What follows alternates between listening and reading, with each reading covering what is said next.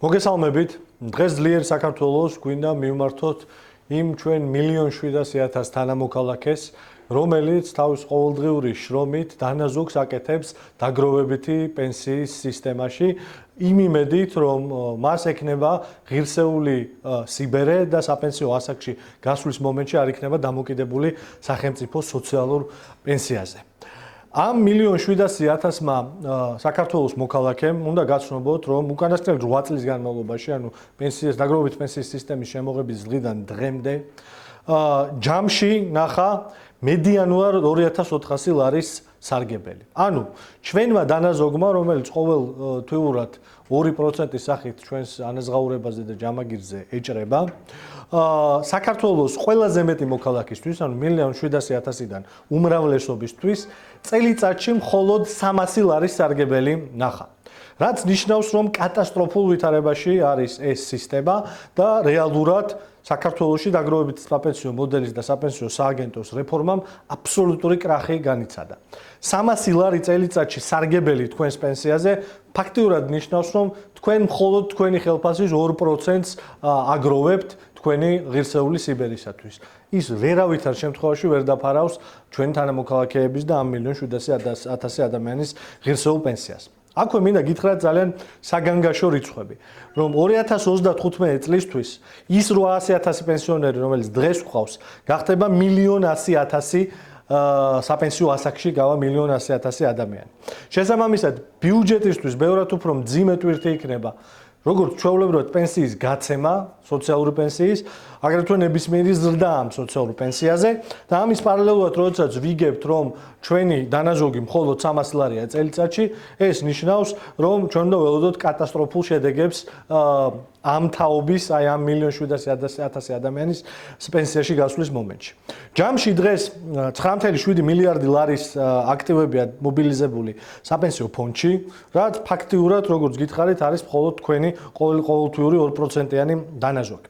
ეს ერთის მხრივ აჩვენებს იმას, რომ საქართველოში რეალური მედიანური ხელფასი, ანუ რეალური ხელფასი, სახელფასო განაცემები არის ძალიან დაბალი და იცით, რომ მედიანური ხელფასი მხოლოდ 1,400 ლარია და აგრეთვე ხაზს უსმევს ძალიან მნიშვნელოვან დეტალებს, რაც ამ კრახს იწვევს საპენსიო რეფორმის. პირველი, ფონდის აქტივები არის დაბანდებული ძალიან კონსერვატიულ, დაბალრისკიან პორტფელებში, რაც ნიშნავს, რომ ამონაგები იქიდან ფაქტურად მიზერული არის და ამიტომაც გროვდება ძალიან ცოტა თანხა.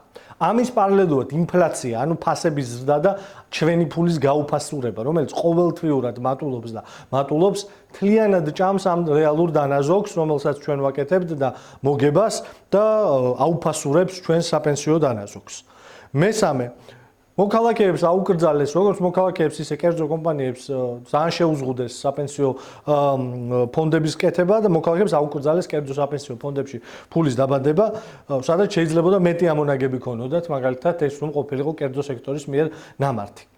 ეს მდგომარეობა არ არის გამოუვალი. ძლიერ საქართველოს აქვს კონკრეტული გეგმა, როდესაც ხელისუფლებას გადავიბარებთ და ეს პრორუსები წავლენ ხელისუფლებიდან თუ როგორ უნდა შეიცვალოს ეს ყველაფერი.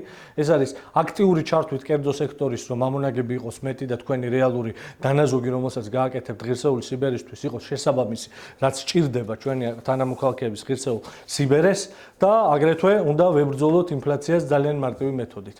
ეს არის პირდაპირი უცხოური ინვესტიცია და ეკონომიკური განსახება. პირდაპირ უცხოური ინვესტიცია, რომელიც ფაქტურად ნულოვანია დღეს საქართველოში და შეიძლებოდა ყოფილიყო გამდიდრების ტოლფასი იმ შემთხვევაში, თუ გვექნებოდა დღეს მოდერნიზებული რკინიგზა, თუ გვექნებოდა ღრმაწლოვანი პორტი ანაკლიაში, თუ საქართველოს შეიძენდა იმ ფუნქციას საერთაშორისო ვაჭრობაში, რაც გამტარიანობის ფუნქცია არის ჩინეთ ევროკავშირის დამაკავშირებელი. ანუ საქართველოს სჭირდება დიდი მატერიალური დოვლათი და დიდი უცხოური ინვესტიცია, რომელიც შექმნის სამუშაო ადგილებს, რომელზეც არის მაღალი ანაზღაურება და ჩვენი ეკონომიკა ამით გაჯანსაღდება. სამწუხაროდ დღეს გვყავს პრორუსული ხელისუფლება, რომელიც სრულიად საპირისპიროს აკეთებს იმისა, რაც სჭირდება იმას, რომ თქვენი დანაზოგი და თქვენი პენსია იყოს ღირსეული. დღეს ქართული ოცნება საქართველოს აქცევს იზოლაციაში, ქართულ ეკონომიკას აქცევს იზოლაციაში და აქცევს შავი ფულის და რუსულ შავ სამსახურში. რაც ნიშნავს, რომ ნულოვანია სარგებელი, რომელსაც თქვენ